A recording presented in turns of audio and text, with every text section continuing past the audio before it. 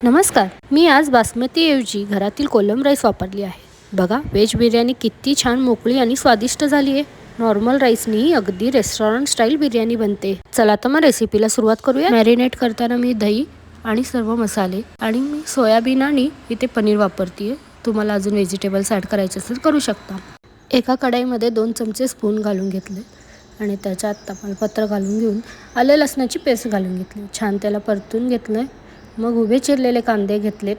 तुम्हाला बारीक चिरायचे असतील तरी चालतील. छान गोल्डन होऊ दिले. त्यात कॅशो, बीन्स आणि ग्रीन पीस हे सगळं मिक्स करून घेऊन छान परतून घेतलं आहे आणि त्यात बटाटे बारीक चिरून घेतले. तुम्हाला मोठे ठेवायचे असतील तरी चालतील.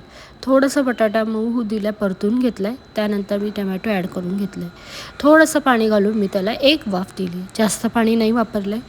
मग त्यात मी सगळे मसाले ॲड करते आहे. कारण आपण मॅरिनेटमध्ये थोडे मसालेच ॲड केले होते, म्हणून मी इथे अजून थोडेसे ॲड करते आहे. जास्तीचे नाही करत. ह्यात अंबारीचा कांदा लसूण मसाला आणि थोडीशी बिर्याणी मसाला 1 स्पून इतकंच ॲड केलं आहे. मग जे मॅरिनेट केलं आहे ते मी ॲड करून घेतलं आहे. त्यात थोडंसं पाणी घालून घेऊन मी पुन्हा एक उकळी आणून घेते आहे. आता छान तेल सुटलं आपलं दिसतं आहे. मग मी थोडीशी भाजी त्यातली काढून घेते आहे, जी मी लेअरप्रमाणे करणार आहे. मग आता मी थोडंसं राईस घालून घेतलं आहे. त्यावर कोथिंबीर आणि मी कलर येण्यासाठी बीटरूट वापरलं आहे. कोणतेही कलर वापरलेले नाही आहे.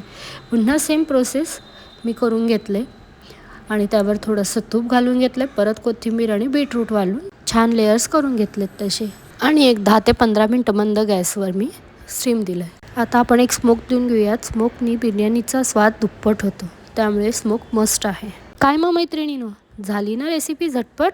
चला तर मग तुम्हीसुद्धा ट्राय करा. जर बिर्याणीची रेसिपी डिटेलमध्ये हवी असेल तर कमेंट करून सांगा. व्हिडिओ आवडला असेल लाईक करा, शेअर करा आणि सबस्क्राईब करा. Thank you for watching. Bye bye.